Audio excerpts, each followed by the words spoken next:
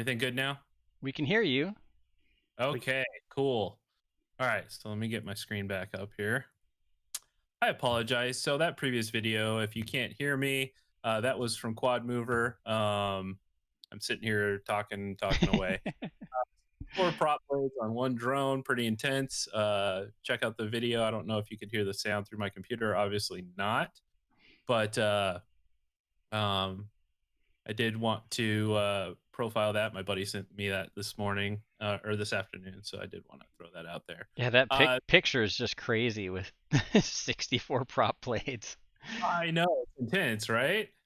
It looks really cool. I haven't watched the video yet, but I've seen that thumbnail. It just looks awesome. Even if Yeah, it's it does. inefficient, it looks awesome. Oh, it's got to be incredibly inefficient, but I mean the thing moves and it sounds ridiculous. It almost sounds like a mini jet. It's Sure. so this is my nerd moment of the week. I think I talked about this last week or 2 weeks ago. I'm sorry. Um, so this is the drone that they are flying on, going to be flying on Mars. It's supposed to be April 11th, so it's coming up. It took 4 days to unfold from the bottom of the rover there of Perseverance. I'm sorry. And there's a couple gifs online that you can check out that show the unfolding process of that. It was like it kind of had to tilt down, and then one set of legs popped out, and then the other set of legs popped out, and then it kind of dropped itself onto the surface there. So um, if it Jack, hasn't at this, I had the huh? same question as Text Chat. Are you showing a picture of the Mars drone? I don't see it. Yeah, he's sharing his Should be. screen. You might have to click on the Yeah, let me red throw the link in. live video that or live section by his name Oh, there it is. Now to it get just it to pop up. But yeah, it might help be a little more descriptive of what's on your screen for people if they're just Yeah, listening. absolutely. I'm sorry about that, guys. So the image here is the same one that I just dropped into chat. So it just shows the little helicopter dropped in front of Perseverance there, and so it's supposed to take flight April 11th, or no later than April 11th, and it weighs 4 pounds. It has 4 carbon fiber blades on 2 rotors that will spin at about 2,500 RPM. Um, and they need to spin that fast because obviously Mars atmosphere is significantly less dense by it says 99% here. So it says April 11th is when to begin checking with NASA. However, the space agency has said that once deployed, Ingenuity will have 30 Martian days to conduct its test flight campaign. Um, so that's the 30 soul clock will begin ticking once it's confirmed that Perseverance and Ingenuity are communicating via radio. Crucial because Perseverance will receive and relay to Ingenuity the final flight instructions from the Jet Propulsion Lab's mission controllers. So yeah, it's going to climb at a rate of 3 feet per second and to hover at 10 feet above the surface for up to 30 seconds. So it's a very short flight. If you thought your FPV flights were short, there you go. 30 seconds. That's all you get. So this is going to be pretty 4 cool. days of setup. I know, right? It's insane. Yeah, can you imagine you get out to the field, it takes you 4 days to get everything out of the box and unfolded, and then you fly for 30 seconds.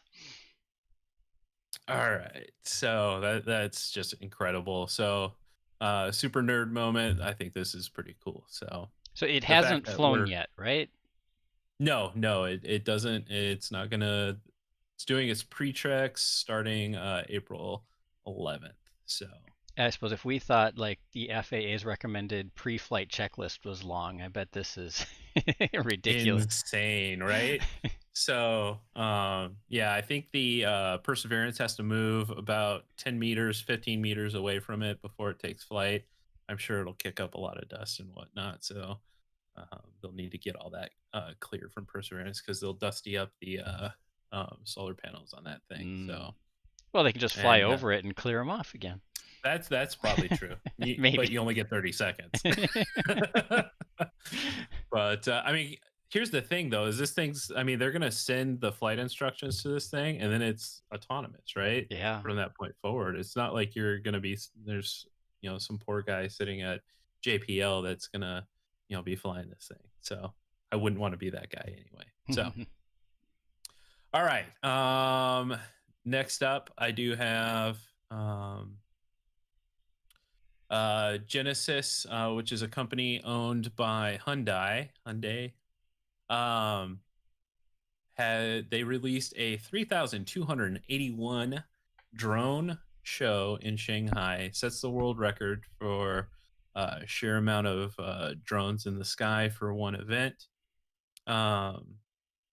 So if you thought Intel's 1,218 drones at the 2018 Winter Olympics was breathtaking, then the more than 3,000 drones that lit up central Shanghai might even be more enchanting, courtesy of Hyundai's luxury marquee Genesis. So it says you might be wondering why a car maker would use a drone-based stunt to mark its launch on the Chinese market. Cars and drones share some common elements, but they're more like distant cousins and siblings.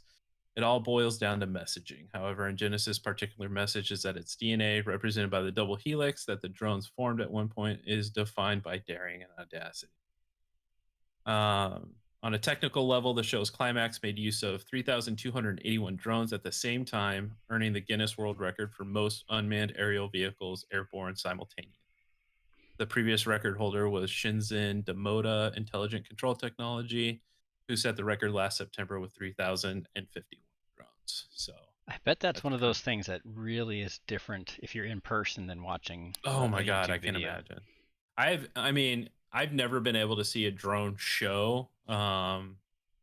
So I mean, except for like on TV, but I bet that would be pretty incredible at any scale, even if it's 100 drones or 1,000 drones or so on and so forth. But that kind of communication and the control relays and programming for all of that has got to be intense. So hats off to them. Also, isn't Hyundai also a UAM or urban air mobility creator or a manufacturer? Pretty sure they're getting. I don't know that, but pretty sure they're getting into that space. That's where it's going to be pretty incredible. Diana Cooper left Precision and went to work for Hyundai. She was one of the key people helping out the DAC. So nice.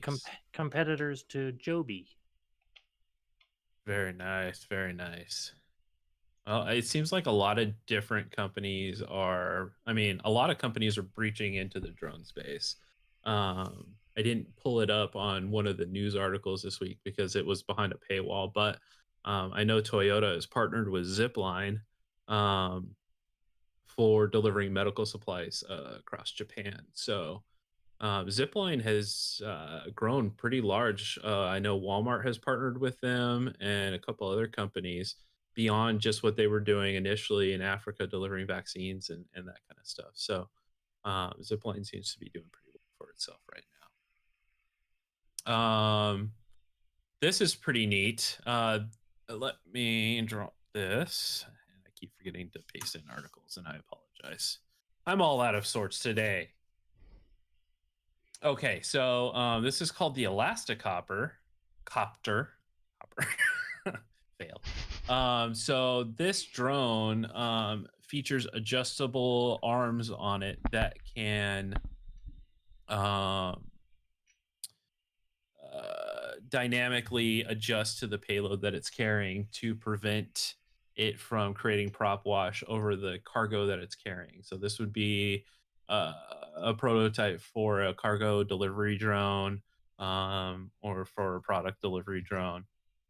So they can pull the arms in or out to adjust so that the load stays centered and at optimal efficiency during flight, and then can adjust to a different size package later on. So it says the unmanned aerial vehicle with adjustable arms, making it able to lift packages of different sizes and shape, is the latest Innovation from researchers of the Robotics Research Center at the International Institute of Information Technology in Hyderabad. They're calling it Elasticopter, and was developed by a 24-year-old Suraj Bonagiri. Pretty young guy developing some pretty interesting technology here. So Suraj's prototype is a rectangular shaped drone with 4 propellers and a flexible chassis that expands and collapses that does not cause mid-air turbulence despite its adjustments. In our design, there is 0 prop wash interference with the payload, no matter its size. In this method of attachment to cargo, the mass is always centered and leads to optimal battery performance. So it's pretty incredible that. So the I mean, it inertia seems like. stays Go ahead. the same. The inertia stays the same, but he's changing the polar moment. Mm-hmm. That so it's as it increases its effective width, the motors are going to have to turn or exert more force. Yeah, more force to counter the other motors. So that's interesting. Yeah, I mean, and it That seems like that should be a heck of a thing to tune. I can imagine. I mean, you would think that it would have to have some kind of dynamic ability to tune itself, right? So not only is it a physical kind of adaptation, but I'm sure it would be a software adaptation at the same time. So when you said variable, I thought they were going to change the length of each prop, which would be really interesting. Then that would be a entertaining. a variable moment of inertia. Mm-hmm. Or like Yeah, a no, like this a is the like an arms like spanned an ice outer. And, like an ice skater, tucks in and spins Mhm. faster with the same energy output. Yeah, absolutely. Okay. So pretty incredible. I mean, and it seems like such a simple solution, but I mean, here we are innovating stuff like that. So let's see. Next up, we've got the Civil Air Patrol Squadron hosts a drone qualification exercise. So on March 11th, the Ascension Composite Squadron of the Civil Air Patrol hosted a drone pilot and technician certification exercise at Lamar Dixon Expo Center in Gonzales. So the Civil Air Patrol which is an auxiliary to the United States Air Force, and forgive me, I didn't know this actually existed. So I'm a little out of touch. Didn't know that the Civil Air Patrol existed? No, I had no clue. Okay. To be honest. Yeah, I was in it. That's all right. I'm sure a Hey, lot I of mean- people have no idea. I just happen to so- know from where I work, they have a meeting, a week-long event there every year. Oh, really? Mm-hmm. Did I hear someone say they were in it? Yeah, that was me. Elias. Hey, Elias. How you doing? Excellent. Very cool, Elias. Yeah. So, in the Northeast, there's a junior Civil Air Patrol, which is a great group and normally really very technical, which is a great thing, and all a bunch of kids aspiring to be pilots, which to us is awesome. which is awesome. Yeah, there's like cadet programs, and there's senior. Some squadrons are cadets, and some of them are cadets and seniors, and seniors meaning anyone over like 21. Mhm. And then there are some that are just senior. So I was in a cadet, and there's a lot of them in every state. There's many squadrons in every state. So I was in it Yeah, for I like guess 4 to 5 maybe- years. So Probably not That's awesome. Arizona, but no, it's like JROTC, but a little bit more formal because they actually do help out with search and rescue for Mhm. general aviation or anything CONUS, pretty much. So Yep. Which is awesome. And I don't know why I didn't know anything about this, but I'm definitely going to do some more research into it. But hey, we all learn something new every day, right? So it's an auxiliary of the United States Air Force and provides volunteer assistance to the Federal Emergency Management Agency and the Governor's Office of Homeland Security in responding to natural disasters in the state. The assistance is primarily in the form of aerial photography to document the extent of a disaster. The primary way this is done is from Cessna 172 or 182 flying at 1,000 feet above the ground using conventional photography. A 3-person crew is involved: a pilot, an observer in the right seat, and a photographer in the left rear seat.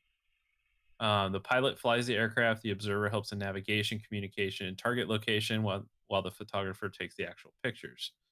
In recent years, the patrol has decided to provide drone photography. This involves a pilot and technician team who fly the drone are able to take live or still photography of a small area. The drone is limited to flying at no more than 400 feet above the ground. As we know, its utility is to manifest in situations where full-size aircraft are unable to get the type of detail required for a full disaster evaluation. So it goes on to talk about um, some of the regulations and whatnot, which is nice that it goes through that. Can I But trouble you to copy the link of that into Discord? oh yeah, thank you. Told you I'm all messed up today. All right. There we go. Thank you. It says in recent years the patrol has decided. Oh, I already covered that. It says the Civil Air Patrol, the longtime all-volunteer U.S. Air Force Auxiliary, is the newest member of the Air Force's total force. In this role, it operates a fleet of 560 aircraft, performs about 90% of continental U.S. inland search and rescue missions as tasked by the Air Force Rescue Coordination Center, and is credited by the Coordination Center with saving an average of 80 lives annually. That's amazing. And That it is has awesome. about 57,000 members that also perform homeland security, disaster relief, and drug interdiction missions at the request of federal, state, and local agencies. They also play a leading role in aerospace and STEM education, and its members serve as mentors to 24,000 young people participating in the cadet program. So that's amazing. To me, as somebody who didn't know this actually existed, the fact that this even existed and now they're pulling in drones to supplement their fleet is awesome. Yeah, drones definitely seem like it fits with their mission pretty well. Yeah, for sure. I mean, search and rescue. I mean, the capabilities of a drone are immense. There was another article that I didn't pull in, but that's okay. Of a Chinese, I think it was a Chinese lady that was lost somewhere for like 3 weeks. They put a drone up and found her in 10 minutes. It was like, it's amazing.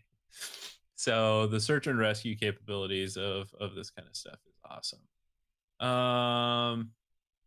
This comes from National Defense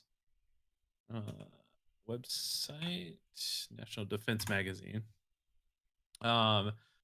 New 3D radar developed to support counter UAS efforts. And I know I say the word counter UAS and everybody loses their mind, but this is pretty unique. So Numerica Corp, a Colorado-based company, recently debuted a new 3D radar solution for counter-drone efforts and other short-range air defense missions. Numerica's Spyglass, a small form-factor radar, was designed to detect and track small autonomous unmanned aircraft, said Nate Knight, Vice President of Air and Missile Defense at the company. The platform is optimized for what the company calls short-range air defense and can be used for detecting and tracking small UAS and other ground and air targets. Unlike many of the radars already fielded by the Defense Department that are now being retrofitted to address capability gaps, Numerica's Spyglass design focuses on a very close-range mission area where drones can be a real threat. We think by doing that, we're going to be able to provide better protection against these kind of objects than you would get from a system that's optimized for life. So one of the things that we as hobbyists we're concerned about, obviously, is counter drone technology within within what we're doing flying recreationally. I don't think that a lot of counter UAS technologies are being developed for that case scenario. There are, but at the same time, I would say that a lot of counter UAS technologies are being deployed for military purposes to stymie the ability for the enemy to utilize UAS That and offensive. to our benefit, yeah, they can only in the United States they can only be deployed by a federal agency or federal Mhm. law enforcement. So that's a good thing. Like DHS, right? Yeah. That's correct. Yeah. Yep. I mean, you guys know I'm working for DHS CVP type counter UAS stuff. So, Mhm. I mean, We still love One- you, Elias. we I'm won't still shun learning. you. We I'm promise. still learning. I'm still new at it. But something I did learn recently is that they are putting like as an example to notices to airmen, right? No TAMs to people in the area, especially across the border, that are saying, hey, we have drones up or we have airplanes up, be careful, recreational users. But how many times do recreational users check NOTAMs though, right? And part 107s probably, I mean, they should be, even them, they're not doing it. But yeah, they're hoping that NOTAMs is a good enough notification to say, hey, stay out of the area. There are some counter US technologies in the area that could affect your drones. So I would Mhm. admit I'd That is only ever happening. even pay attention to it if I was flying in a location where I needed to get my Lance app out to fly. That's Right. smart. Yeah. So, pretty interesting stuff. So that tells us I why do you're here. You're getting secret inside information for spying on us FPV pilots. It's funny. He goes back and says, "Don't worry, guys. Don't worry about them." They're all silly. So, Josh, yeah. you want that article published? Which one? Yeah. The The one you take a look. How did you find an Oh, article let me- that's published tomorrow? I got Nice. feeds. He's got connections. Yeah, Insider access right here. Right. I have no idea. Maybe they weren't expecting it to go live yet. Who knows? All right. So that's about all I have on news of the day. The news cycle's been pretty slow lately. Just as a touch up, I do believe we several different companies, just as a follow-up to the last meeting, have talked to DJI regarding what their plans are for their digital FPV system. I believe that Cadix is now going to be taking over the manufacture of their products as opposed to it coming straight from DJI. Dave and Dan, they're probably a little more well versed on what's going on with that. I don't fly DJI, but that seems to be the case. Although are we still up in the air on firmware? Yeah. Okay. So we're still up in the air on firmware kind of tweaks and updates to the Yeah. older generation. I asked the question, and I don't have an answer yet. And that is okay, great. So Cadix is going to continue to develop effectively the air unit as well as their own existing Nano and their own smaller, lighter versions of the air unit. But so is anyone going to update firmware, and how do new versions of that they produce get synced with with updates as required with the transmitter, with the goggles, and those are all unanswered questions. So And ahead. you'd think, wouldn't it be nice if we had some of those V2 enhancements? Wouldn't that would be? Because certainly DJI did a great job of enhancing the firmware within the first year that the digital FPV system was out, and that seems to have stopped. Yeah, I really hope they do keep working on the firmware and release something. The only thing I know that they said was sometime in maybe the middle of April was when they would tell us more information about, presumably saying Cadix is making this hardware for us. So hopefully in a couple weeks we'll find out something more. Well, middle of April's next week, Yeah. so hopefully we'll have something. Hopefully by our next So- meeting there'll be more information. Absolutely. So we'll definitely keep an ear out for that kind of stuff. And as much as I'm very happy with what I have and have been using for a year and a half now, you always want to see more. Well, of course, and you want to make sure that your current generation that you spent $500 on a set of goggles is going to continue to work with, the newer air units and anything else that decides to, come out for all that kind of stuff. So You don't want to have a brick for an investment. So especially when the same set of goggles that I've been using for 5 years now still continues to work. I mean, you want that same kind of capability. So yeah, so it's a big deal. I guess slightly related to that, there's some rumors about FR Sky or Free Sky coming out with a new radio that has HD digital video signal built into it. Interesting. But there's no real information other than DJI said it's not ours. Yeah. We disavow any knowledge of this product. As if they say it's not theirs, then the moment that FR Sky, I think it was, is that right? Yep. As the moment they say it's available, DJI would say, watch this. We're going to issue a new firmware update, and it's no longer compatible. I did that where I worked, and that's how you play that game when you own market share. And you want to keep it proprietary. Yeah. Because reverse engineering is risky business. There was a camera. Was it RunCam or somebody else came out with a camera that said it would work with the DJI system, and then DJI released a firmware update that tried to kill the camera, I think. Yeah, I don't remember whatever happened, if that camera actually came out or if they killed it before it even came out. But interesting. Yeah. Very interesting. Well, I know when it first, because I mean, I wrote a review on it when it first came out, and they said that there would be, compatible cameras that came out beyond just theirs. And there are.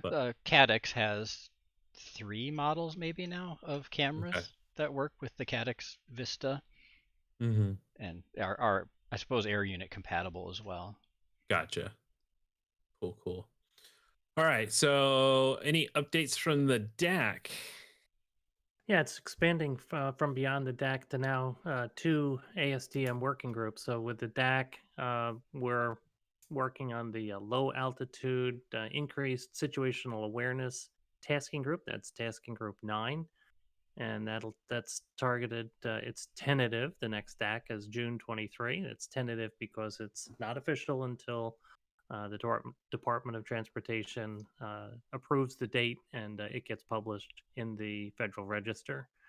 We're also kicking off, and I'm a subgroup team lead on the gender neutrality language. And happily, a lot of people are taking this very seriously. And we talked about that 2 weeks ago. And so I'm going to help out leading a research group. So that should be good. With respect to the ASTM work, that continued on the remote ID standard working group. That's F3411. That we're working diligently to get an upgrade, or rather an update of the standard that will be provided to the FAA. For a means of compliance, so that manufacturers of either a broadcast module or the standard remote ID UAS can simply create a declaration of compliance and be in compliance with remote ID in terms of being the manufacturer, as you have read all of those requirements. That prompted me to dig into the UTM. As I mentioned, I was involved in the UTM DAC tasking group. And I found out there was an ASTM UTM unmanned traffic management standard that was created, and now there's an update of that. So I've joined that working group. That, to me, will be critically important as we go forward for things like beyond visual line of sight. So a little more far-reaching, but critically important to us. Because if ever there was a way to restrict recreational, it's when the UTM is in place. So busy, and it's chunking along, and an amazing the number of people involved in the working group on the ASTM remote ID. We have the invitation is to over 100 people. 60 people frequently show up, and it's 2 to 3 hours a week. So that's an amazing contribution from the industry to help out, and there are FAA personnel on that call. The UTM is also a large group, and so significantly larger than the DAC organization. So this is goodness from the perspective of great participation. It's not so good in the sense that not a lot of recreational participation. In the RID, it's good that Horizon Hobby is there, and they're vocal and a good participant. But that's I don't in terms of recreation, I think that's it's Horizon and me, and that's out of 112 people on the call. Yikes. Yeah. That barely counts as representation. Yep. It's like less than 2%. Gotta have pointy elbows. Shove the way in there. So TextJet asks, someone remind me, when are RID products supposed to be available? My guess is products could be available as soon as any time they're ready, but companies don't have to, can keep selling non-compliant gear until middle or else September or so next year. Is that right? That's right. And we so the objective that we're scrambling is to try to give the manufacturers as much time as possible to beat the compliance dates. So yes. Yeah, 2022. Yep, 2022 is correct. And then we can keep flying what we have until 2023, September-ish, right. 2023. So just to clarify, so a manufacturer, let's say DJI or Skydio or Unique, they would not be able to sell one of their pre-made, ready-to-fly drones to a consumer without a remote ID, like a standard remote ID system in place starting next September, right? Gosh, that doesn't seem so far away, does it? It really doesn't. And certainly the drone companies with more sophistication, read probably Skydio and DJI, I would guess, are trying to solve the short-term problem with a software or a firmware upgrade.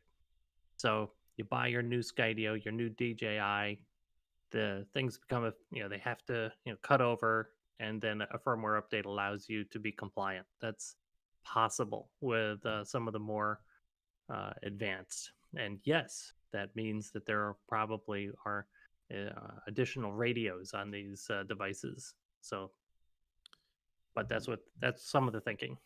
So, and then beyond that, for recreational, we probably won't start seeing remote ID modules for a little bit after that. But we don't need to be compliant for a full year after that. So that gives the hobbyist community a little time to kind of innovate. And one of the things that the ASTM F38 standards is doing is creating kind of a standard or game plan to what those devices should look like, what they should function like, and be able to provide that out to people to manufacture these things. Correct, Dave? Correct. With a recipe of a means of compliance. And so if you follow that recipe and the FAA has approved it, then you need to create a declaration of compliance, which is a design and not an operational in the field testing. So it's a very different situation from type certification of aircraft. Yeah. So and yes, I'm real interested in seeing what comes out of all of this. So definitely curious to see what becomes available, if anything, for recreational users to retrofit or add to a home built system. Yep. Yeah. Yep. So, we're all going to be, everybody's going to be watching this. And on the flip side of all that is what's going to happen with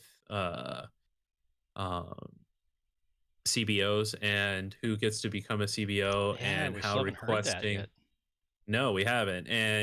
But what's going to boil down to that is how easy is it going to be to request a FRIA if we can declare possible temporary FRIAs for like racing events or something like Rampage, right? So that nobody would technically have to have remote ID as long as you're flying within the FRIA. But if we could easily apply and create a FRIA for events, then that would mitigate a whole lot of issues for those events, for races, or freestyle Yeah. competitions. And this is that, so. an interesting point. This came up last week in the discussion. In fact, Kenji Sugahara brought it up.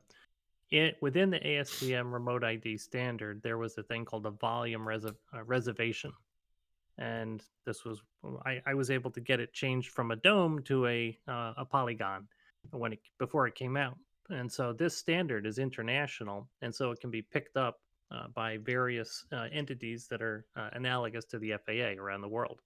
The FAA has chosen not to pick it up, but certainly that's the idea, that when we push for things like shielded operations, like notify and fly as a alternative to remote ID, and this is what we have in mind, is this idea of a volume reservation. So I'm going to fly in this volume and this time frame, and then I'll be gone. And that's the whole idea that the ASTM came up with before the NPRM came out. Yeah, and also keep in mind that the FAA has invested in research into shielded operations. There are a number of universities that receive grants from the government to do the research on shielded operations, and so that supposedly is underway, and we'll start to see some of the results of that hopefully in the relatively near future. And yeah, and TextJet, you're right. Notify and fly makes sense. It's something that we've advocated for since the beginning, and with a little bit of luck, it'll be part of the recommendations on June 23rd as part of the low altitude tasking group. Absolutely. Yeah, and if it works like Lance, it'll be slightly annoying, but not onerous, I guess. It seems a little silly. Sometimes I'll go out with like 8 batteries, and I fly 2 batteries per spot. So I go like drive around to 4 different places, flying 2 batteries, and get out my Lance. Say, oh, I'm going to be here for the next 10 minutes, and then, all right, 20 minutes later, I'm 10 miles down the road. I'm flying here. Right. Wait till the counter UAS guys see that. It's like, what is this guy doing? What is he up to? I'm sure it would look super suspicious too. I'm like circling around this location and I'm checking out all the angles to it. I know I'm just flying around the spot because it's got a cool tree. Like nothing suspicious at all. Right. So, and one of the other things I'd like to bring up, and I'd like to turn this over to Alex pretty soon here, but one of the things I'm noticing as I'm perusing through news articles is a lot more enforcement on drones, it feels like. So I do know out of Georgia, 2 men were charged with, I think, dropping contraband over a prison. Forgive me if I got that wrong, but that's relatively what I saw. We've seen some enforcement against people flying around stadiums. Somebody harassed some firefighter somewhere with a drone and crashed it inside the fire station. So, I mean, the stupidity is out there, and we really need to nullify it as best we can. But I would say on a general scale, it feels like enforcement has been ramping up. So, whatever you guys are doing, just be safe and be smart about it. I've seen some odd posts on Reddit lately too, where people are asking for help. Like, oh, I'd love to buy a drone. What can I get for $500 that can do X, Y, and Z?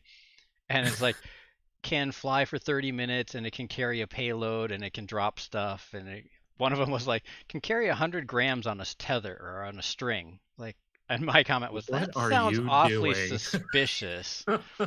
And then, I don't know, I think there was a couple other comments, and then that post was deleted. It's like vanished. Right. There's been a few things like that. Like, if you're looking to do that, that just sounds a little bit strange. Dr. Barbell even got one too. He posted that on Facebook earlier. Oh yeah, I did see that. All right, so one of the new segments that we discussed internally that we kind of wanted to touch on, to turn it, because I know we cover a lot of news articles, we discuss a lot of regulations, but to bring some FPV back into the world here, into our town halls. And since Alex is an active racer, we wanted to have him kind of break down the news of the racing season. So as things happen, I guess in terms of a lot of coverage in terms of what's happening in the racing scene, it doesn't seem to be a ton. besides the odd video here and there. And, there might be some of you out there who are interested in the racing scene. So we did want to dedicate a small segment of our show to what's going on in the racing world. So on that note, I will turn it over to you, Alex. Alex, convince us that we should be racing. Well, don't fly freestyle and race. Much better. Aw. There we go. So just a couple weeks ago, MultiGP had their competition to design the global qualifier track. Now, the global qualifier track is what everyone from around the world races on to set times to qualify for the global championships. Those have been held in Florida the last couple of years. So at that competition, it started off where they got, I think it was 50 to 100 entries of different tracks, and it was narrowed down to 5 of them. Then MultiGP had a sim race using Velocidrone, in which where the community got to fly it and race, and then everyone who participated voted on their favorite track of the 5, and that selected our 2021 track, which is the track from AK or Anthony Knight. And so he was an Arizona pilot, by the way, so shout out to him. So you can find the track to practice it on Velocidrone, or you go to Velocidrone and you'll go to the football stadium, and then it will be one of the tracks in there. It'll say 2021 MultiGP Global Qualifier. And if you're looking to set it up in real life to get some practice, there's the link to the track diagram in both metric and imperial.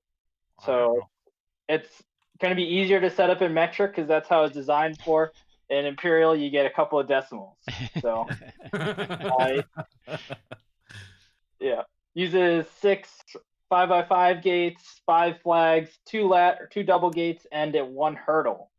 The video from the first link I showed you shows you the proper way to fly through it, as well as the diagrams have arrows which way you go through the gate. So based off of what the sim's looking like right now, seems like top times are less than 30 seconds for 3 laps. And then looks like probably the qualifying time for nationals on the track is going to be anywhere between 12 and 15 seconds as the cutoff. It's going to be close, but this year for the cutoff for nationals is the top 150 for pro class, and then it's the next 100 for sports class. Nice. So is this the norm? Is that you set up a single track for this international racing, and then everyone uses that to go forward? That season night? So that's the track for the season. There's going to be a couple other races in which they're called their elevated races, in which the top 3 from, I believe it's 12 elevated races, top 3 each get tickets to nationals. That's their pro class. They get their pro class ticket. So how much time goes down, or how fast do people get as the season goes on, or is there a lot of progression, or you guys are just so great that you don't have that much room to improve? So the top pilots you'll usually see around 8 to 10 seconds a lap. Average pilots you'll get around, or I guess sports class you'll see around 15 to 20 seconds a lap. And then your just average pilots are going to be anywhere from 20 to 30 seconds a lap, and then your beginner pilots are going to be after that usually. So I would imagine that's usually how the times break down. More room to improve the slower you are. I joke about racing, but I'm in awe of the skill that you guys have to do that. You'll see people drop 10 to 15 seconds in a single season. That That's insane. that happened. I did that last year, which lots of practice with COVID. Yeah, I'm sure. More time. And then Did you do a lot of Yep. simulator practice or Yeah, I real was gonna life ask practice that. or both? mostly sim practice, but there's a local AMA field by me that sets up the GQ track every year, and it's a permanent installation. Well, Nice. semi-permanent. We change it every year to the track, but I go there and I get my packs in there, and so That's cool. Hey, Bubby, I Yeah, bet if that you was- talk to Vanover, he could teach you how to race.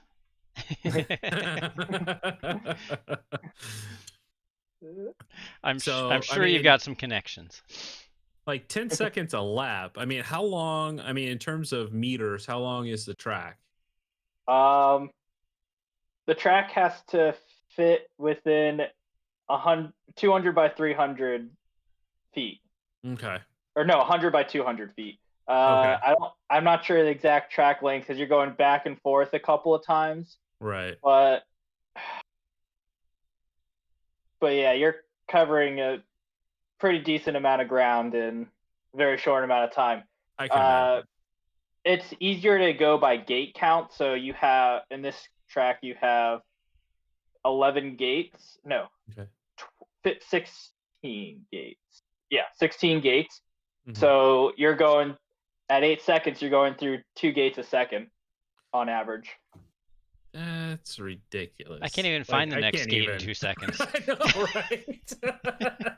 I mean, my biggest problem, yeah. like, I can fly through a gate. That's not a problem. I can fly through some pretty tight spaces. But for me, it's knowing where the next gate is. Like, I would just be off in La La Land. And I mean, I've tried in the simulators. I will do races in something like liftoff or whatnot. But like, it's even challenging there. And even after the 20th try through the track, I'm just like, nope. Well, if you think about it like this, you're flying hundreds of packs through the same track Oh, over and yeah. over again for the qualifier track. So after about 20 packs, you have a pretty good understanding of the track. 5 packs, it's like you know where you need to go. Right. It's just you need a little bit more. You just aren't confident enough, and you'll still second guess yourself. But after 20, you usually have it pretty set. That's interesting. And That's really cool. then the next big race that's happening this weekend is the Mayhem Team Race. So this is held in Texas this year. And so Mayhem Race is 12 hours of team racing, dawn to dusk. It's going to be, yep. So start at sunrise, end at sunset, basically. It's known for rain, so even though it's in Texas, you never know. It could be rain. It's a pretty good chance of rain that day because Mayhem's going on. Do they fly? Then they fly in the rain, like no ifs, ands, or Yeah. buts. Yes. That's awesome. Last year at Mayhem, there were puddles, I think, almost a foot deep. Oh, And gee. if your quad went down, it was down. Yikes. I hope Last people can year- formal coat their drones if they're going there. Oh, Right. definitely. Is this event taped or is it on YouTube? It's going to or- be live streamed on YouTube through the MultiGP channel. Okay. And last year, team winners were Team White Goat was first, second was Wolfpack Races, and third was Quad Rivals. So those are some teams to look at and look for. Team White Goat, of course, is just messing with the name of Team Black Sheep. White goat, black sheep. That's funny. So, So just They- look for reigning champs. multi GP on YouTube. Okay. yes. And I actually got an email from MultiGP. I think it was today. They're asking for remote volunteers to be, they call it judges, or so Mhm. they'll also be like live streaming this to people remotely watching it to make sure people are hitting their gates, and the remote judges or whatever they do exactly. You could probably tell more about that. Now, even though last year's winners were Team White Goat, another team to look out for this weekend is going to be Team Velocidrone. Their 2020 average GQ time for all of their members was 33 seconds for 3 laps. They have the lowest team average. from the 2020 Wow. GQ. So That's that, crazy. and Velocidrone, Team Velocidrone is made up of, we have SFPV, Wild Type, Noikal. So he had Ironman mode up until the finals of the 2020 Global Championship last year. He had None Iron of Man these mode. Is people- that what you None of said? these people have used real names. This is all handles. Yes, handles. Of course it is. You think I'm going to remember people's real names? Oh, jeez. So what is Iron Man mode? Yeah. Oh yeah, that's a good question. Iron Man mode is basically in a race, you start off where you have a bunch of rounds of qualifying, and you try to get your fastest 3 consecutive laps. And at the end of qualifying, whoever has the fastest 3 qualifying laps, they're seeded number 1. Mm-hmm. And so after your qualifying, that sets you up for your brackets. So they put you into brackets. So you have the 1 seed, and then everything 1 and 2, and then 15 and 16, or something like. They set it up so that you're racing through that. You go through the brackets, and if the person who has the who's the top qualifier, and then they win each of their bracket heats. Once they get to the finals round, since they've pretty much beat everyone every single time throughout all of those brackets, they have what's called Iron Man mode engaged, where instead of having to win twice, they only have to win that first heat. Oh, interesting. So normally the brackets go, you race until someone wins twice. Mhm. So you could have first person win, and you could have a different person win, and you could even have all 4 people win, and then the next person who wins is the winner for that. But to have Iron Man mode, you need to win back to back every time. Gotcha. And then in your final round, you just have to win that one last time. That's cool. Very cool. All right. So anything else for us, Alex? On a side note from the 107 FPV pilots, the new recurrence for night ops and ops over people was just opened up, I believe, yesterday to start taking on the FAASafetyTeam.gov website. So if you want to take that and fly at night commercially, it's open but you can't fly at night or use those privileges until the 21st, I believe. Okay. And the recurrent training opened up, which is a big deal because it's now free, which is a nice thing. Free and online, right? Versus having to pay and going into a testing center. Exactly. Good point, Dan. Yeah, and that's the renewal, not the initial. The initial is still about $160. You have to be there in person, but the renewal is a big improvement. Online and free. Perfect. Dan, you got anything for us today? No, I don't think I have anything new. We're still waiting to hear back from the FAA related to our application to host the trust, but we're not expecting them to announce anything probably till May, if I remember right. I have to double check the dates, but I think sometime in May they'll talk more about that. 2021. Correct. This May. Hopefully. So hopefully we'll hear back on that pretty soon. We have applied to administer the trust test, which would be the recreational test. And that's going to be free. It's a one and done kind of deal, one and done being lifetime. It's probably 15 to 20 minutes of your life, and then you're done. And then going forward from that point, you will need to carry proof that you took and passed that, along with your FAA pilot registration for recreational. So unless Congress changes the rules with the next FAA Reauthorization Act, which always could happen, which I suppose is something we'll be keeping an eye on over the next couple of years, is the whole progress related to that. Yeah, we got 2 more years for that. I believe 2023 for the next reauthorization. So it's every 5 years. At which point, obviously, we'll be doing a lot of advocating for, relaxing some of the stuff that we're dealing with right now. But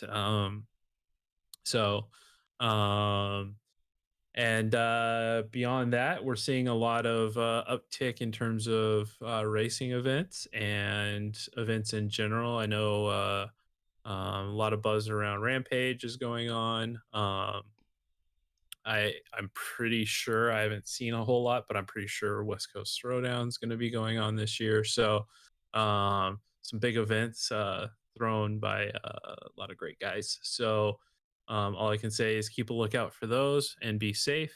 Obviously, when you're traveling and whatnot, if you're going to any of those events. So hopefully this will be a more active year for FPV. I think everything just kind of, took a little bit of a downturn last year. I do know, however, that global production has now, in terms of